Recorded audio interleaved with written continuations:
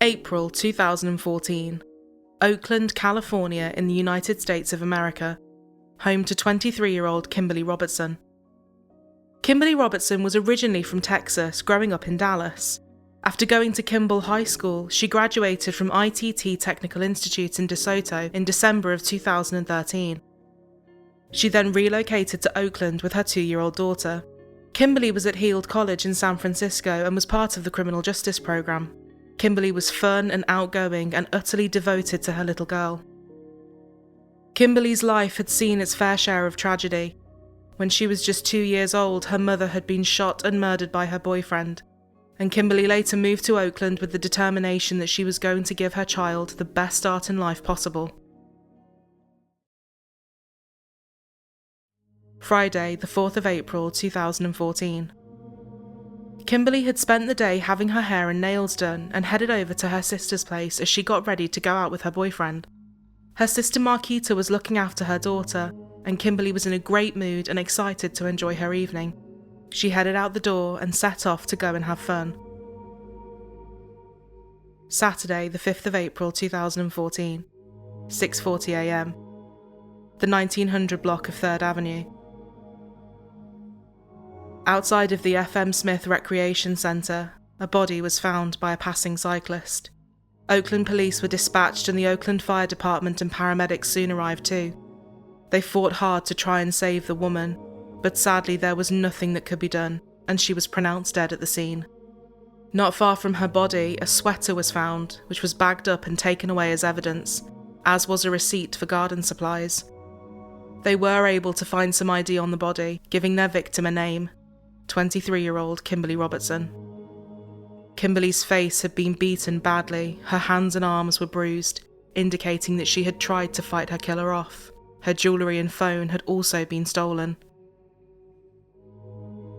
When Kimberly still hadn't returned home, her sister assumed that she had stayed at her boyfriend's, but soon everything would come crashing down. Detectives informed her that a body had been found.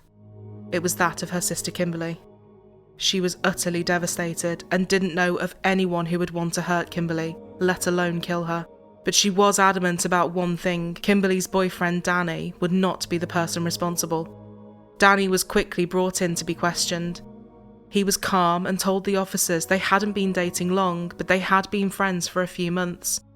The pair had been drinking the night before at the Lakeside Lounge at 338 East 18th Street. He said that after drinking that night, he didn't want either one of them driving home. Kimberly disagreed and an argument ensued between the two of them. He called a taxi, but Kimberly walked away, telling him she would get herself home. Danny didn't want to leave her, so left the taxi and got in his car.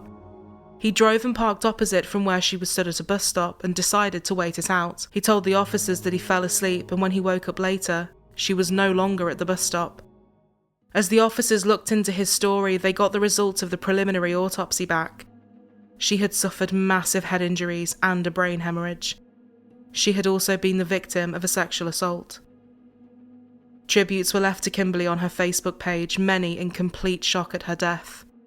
One person wrote, "It's hard to smile knowing you're gone, but my heart is smiling inside because I know you're in a far better place than this cold world." As the investigation into Kimberly Robertson's murder continued, the police needed witnesses from the Lakeside Lounge, so they headed over to try and piece the previous evening together.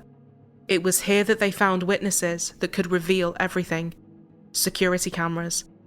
The camera from outside showed the pair going into the Lakeside Lounge at 11:30 p.m.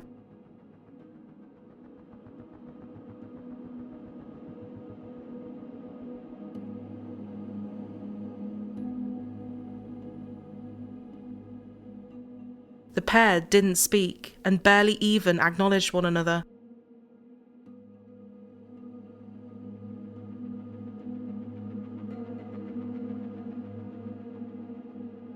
Danny was then filmed talking to two women as Kimberly went on her phone. There was an obvious tension between the couple. More footage captured them as they walked through the club.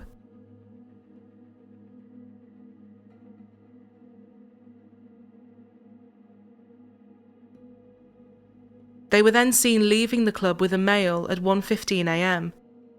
They asked Kimberly's sister, and she was able to positively identify the man as being one of Danny's friends.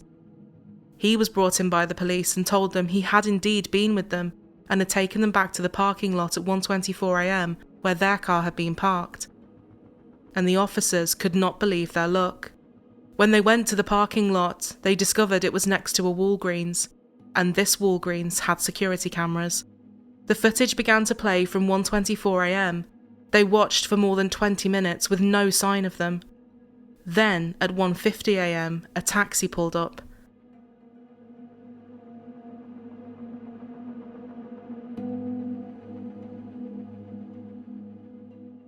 Danny was seen getting in, and then Kimberly walked up to the vehicle and got into the passenger side.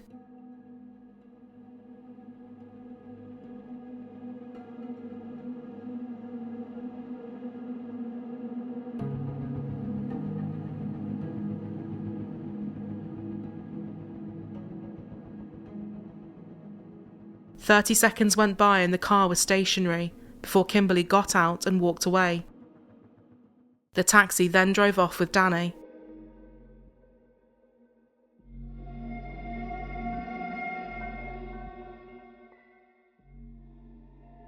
A view from another camera showed Kimberly getting out of the cab and walking back into the parking lot.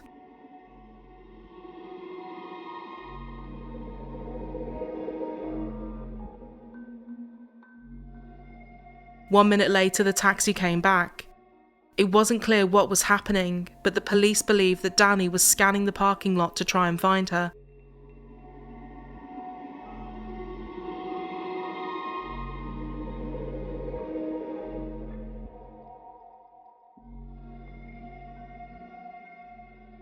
The cab then left again before returning 2 minutes later. Danny got out and the taxi left, but there was no sign of Kimberly anywhere.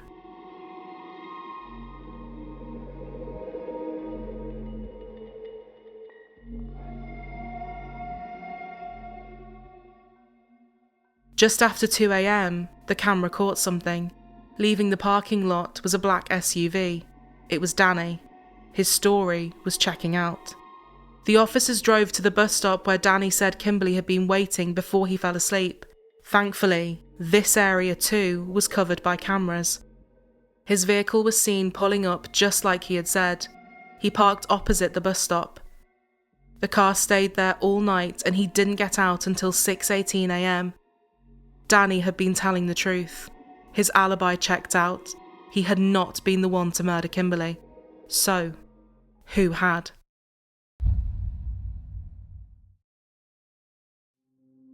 The CCTV from the bank that covered Danny's SUV that night also picked up the reflection of the bus stop, and Kimberly could just about be made out.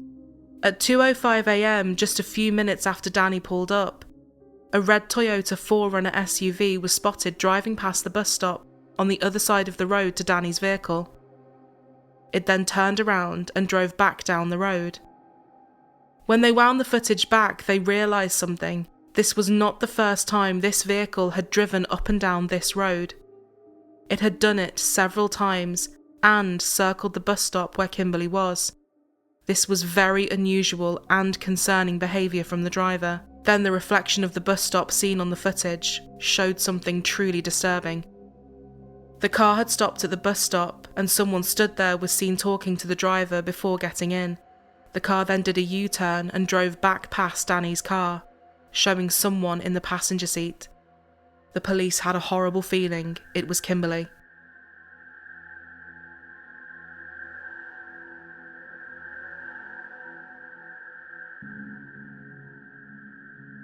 The footage was unable to clearly show the license plate, so investigators asked around, hoping that this was someone Kimberly knew and that someone in her life would know the car and therefore the driver. But nobody did.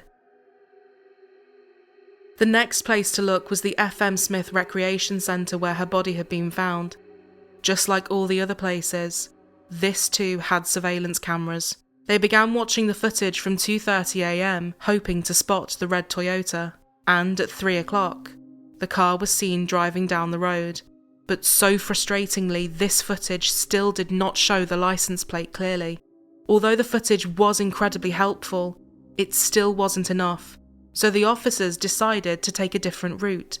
One piece of evidence that had been found at the crime scene was the receipt.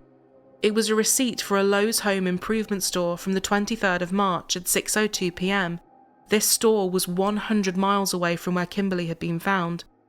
The police called the store, hoping and praying they would still have the footage from 2 weeks ago, but this, by anyone's standards, was a long shot. Unbelievably, the store did. 5:37 p.m, March 23rd, 2014. The red Toyota 4Runner SUV was captured in the parking lot of the store. It parked up, 2 men got out and walked into the store.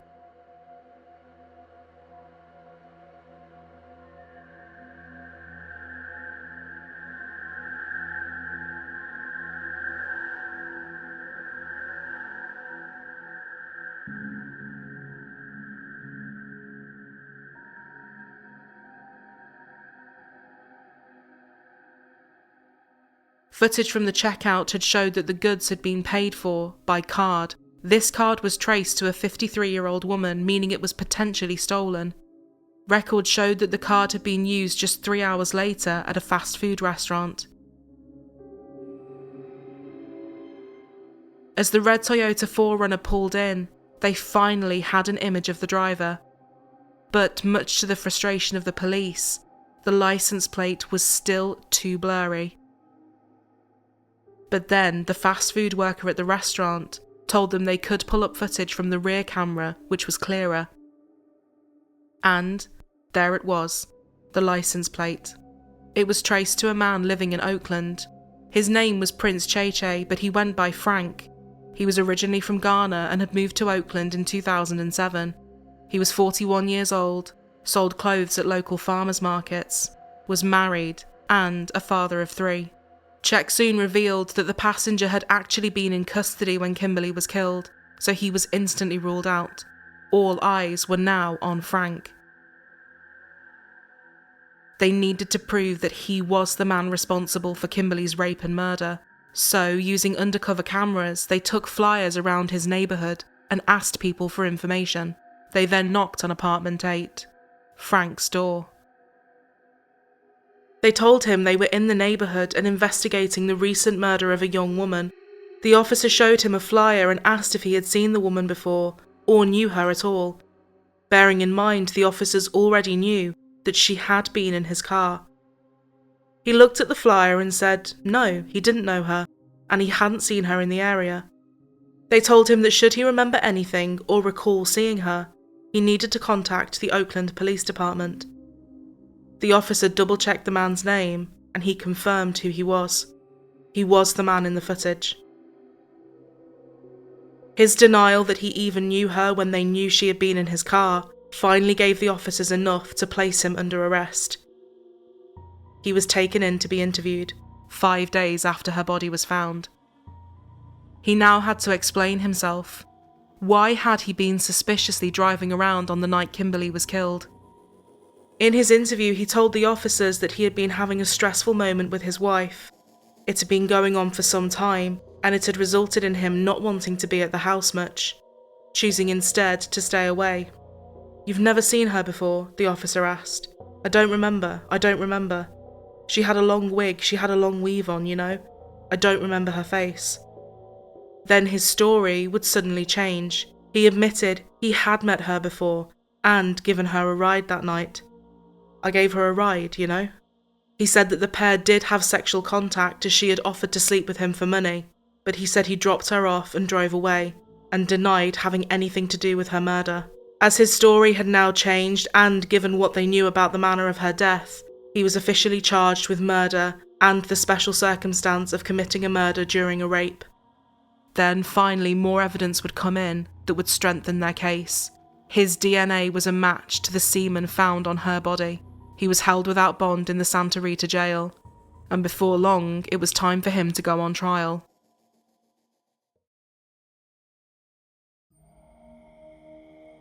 He told the court that he had picked Kimberly up at the bus stop by East 18th Street and Park Boulevard in the early hours of the morning on the 5th of April. He denied murdering her. He said that Kimberly had offered to sleep with him for $250 and told him she was working that night. He said he negotiated the price down to $200. He said after getting into his vehicle, the pair drove to a residential neighbourhood and had sex in the back of the car. "I didn't kill this woman. All I had was sex with her," he said. Earlier in the evening, he had been with his wife and children, and they had gone to a concert at the University of California at Berkeley. When they got home, his wife told him she was tired and didn't want to have sex with him. He said he had initially lied to the police and said he had no sexual contact with Kimberly as he didn't want his wife to find out. It was argued by the defence that the prosecution had not proven beyond a reasonable doubt that he was the man responsible for Kimberly's murder, and added that there were no witnesses either. His lawyer said he had made the stupid decision to pick Kimberly up, referring to their interaction as a one-night stand. After being with her for an hour, his defence argued that he had dropped her by the FM Smith Recreation Centre at 3 o'clock that morning before driving home. Having a one-night stand doesn't make you a rapist and doesn't make you a killer, and there's no evidence he had a motive to kill or hurt her, his lawyer said. Frank added that he had spotted some blood on Kimberly, and she said that she had got into an argument with a man who had pushed her out of a car, but that she was okay. Under cross-examination, Frank admitted that his wife was extremely angry with him over an extramarital affair and said that she didn't want to see him anymore. The prosecution did state that the case against him was built on circumstantial evidence, but added that it was strong, and the only reasonable conclusion one could come to was that he was the person who had raped and murdered Kimberly. The evidence was as follows. Frank's wife had told him she didn't want to be with him anymore due to his infidelities, thus leaving him deeply angry and upset. His red Toyota 4Runner SUV being captured on the security cameras, driving around where she had gone missing from. He was the last person to see her alive. The receipt found by her body. The footage proving he had been the one to purchase those goods. Where he said he had dropped her off was where her body was found. And his DNA was found on her. The jury would deliberate for less than 2 hours, and he was convicted of first-degree murder and the special circumstance of committing a murder during a rape. He was sentenced to life in prison with no possibility of parole. The lies he had attempted to tell about Kimberly, saying that she was a sex worker and had slept with him willingly, calling it a one-night stand, had clearly not been believed by the jury. Despite his denials, the judge told him that the jurors came to the conclusion that you were just lying and you perjured yourself. They decided that you raped and killed her. The judge also said that he had been hopeful that when given the chance to talk in court, he would have shown some degree of remorse for what he had done, but added that it was unlikely. "I don't think you have that kind of heart," he said. Kimberly's sister told him, "You had a choice. You didn't have to kill her. I can never replace my sister. My life will never be the same."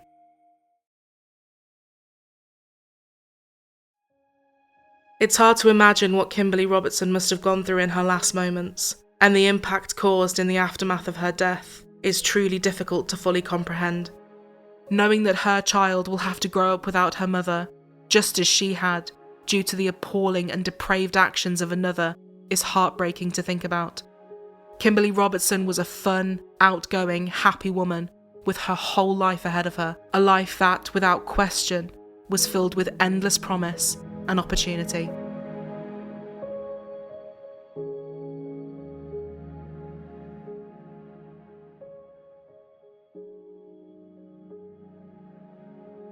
We are so grateful to all of our viewers and all of our patrons, and we'd love you to consider joining our little community over on Patreon. It supports us as a channel, and we couldn't be more appreciative of anyone that does so. It also gives you behind the scenes, extra episodes, and early ad-free access.